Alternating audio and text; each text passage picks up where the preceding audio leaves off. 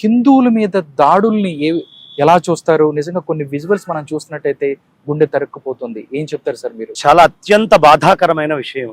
కారణం ఏమిటి అంటే ఇది ఒక దేశం కోసమో, దేశంలో ఉండేటటువంటి రిజర్వేషన్ల కోసమో, ఇంకో దానికోసమో గొడవ అన్నట్టుగా చూపించి కొన్ని రకమైనటువంటి శక్తులు అక్కడ ప్రత్యేకంగా పనిచేస్తుంది. జరిగినటువంటి గొడవ పేరు బయటికి చూపించింది ఒకటి, చేస్తున్నటువంటి పని మొట్టమొదట అసలు ఇది దేశ విదేశాలకు సంబంధించినటువంటి వాటితో ఉన్నటువంటి కుట్ర కూడా ముడిపడి ఉంది. ఓకే, మేజర్ గా చాలా మంది ఏమంటారు అంటే అల్ హింద్ అనేటటువంటిది ఒక పెద్ద నినాదం ఉంది. ఈ అల్ హింద్ ఏమిటయ్యా అంటే ఈ మొత్తము ఆ భారతదేశాన్నంతా కూడా ఇస్లామైజేషన్ చేయడము అనేటటువంటిది అల్ హింద్ లక్ష్యం. మరి అల్ హింద్ అంటే భారతదేశమే కదా, బంగ్లాదేశ్ కి మనకి ఏమిటి సంబంధం? డెఫినెట్ గా ఉంది. ఎలా ఉందయ్యా అంటే ఒకప్పుడు గనక ఈ దేశాన్ని విభజన చేయకపోయి ఉంటే మత ప్రాతిపదికన బంగ్లాదేశ్ ఎక్కడ ఉంది? భారతదేశంలోనే ఉంది. పాకిస్తాన్ భారతదేశంలోనే ఉంది.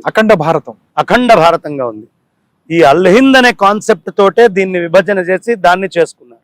తర్వాత పాకిస్తాన్ నుంచి అది విడిపడిపోయింది. అప్పటి నుంచి ఈ బంగ్లాదేశ్ ని మళ్ళీ ఎలా ఆధీనంలోకి తీసుకోవాలి అనే ఆలోచన ఖచ్చితంగా అటు వర్గాలకి ఉంటుంది. విదేశాల నుంచి భారతదేశాన్ని ఎలా కట్టడి చేయాలి అనేటటువంటి ఉద్దేశ్యము మన నైబరింగ్ కంట్రీస్, మనతోటి ఎనిమిటీ మెయింటైన్ చేసేటువంటి వాళ్ళు అయితే చైనా అయి ఉండొచ్చు, లేదు ఇతరమైనటువంటి దేశాలు, వీళ్ళందరూ కూడా మాట్లాడాల్సినటువంటి వాళ్ళందరి ఆలోచనలకి యోగ్యమైనటువంటి స్థితి ఇవాళ మళ్ళీ ఏర్పడింది. ఈ అల్ హింద్ అనేటటువంటిది మెయిన్ గా తీసుకొని వెళ్తుంది. ఇక్కడ ప్రధానంగా హిందువుల మీదే పనిగట్టుకొని దాడి చేయటం. ఇప్పటికి 12 గుళ్ళు ధ్వంసం చేశారు. దగ్గర కార్పొరేటర్ స్థాయిలో ఉన్నటువంటి హిందువుల మీద దాడి జరిగింది. మన దేశానికి, మన హిందుత్వానికి సంబంధించినటువంటి క్రికెటర్స్ లిటన్ దాస్ వ్యక్తిని వాళ్ళ ఇళ్ల మీద కూడా దాడి చేసి ఆస్తులన్నిటినీ ధ్వంసం చేసి తీసుకోవడం. ఆ అన్ని చోట్ల కూడా ఈ ఉగ్రవాద ప్రేరేపితమైనటువంటి చర్య మనకి సుస్పష్టంగా కనిపిస్తుంది.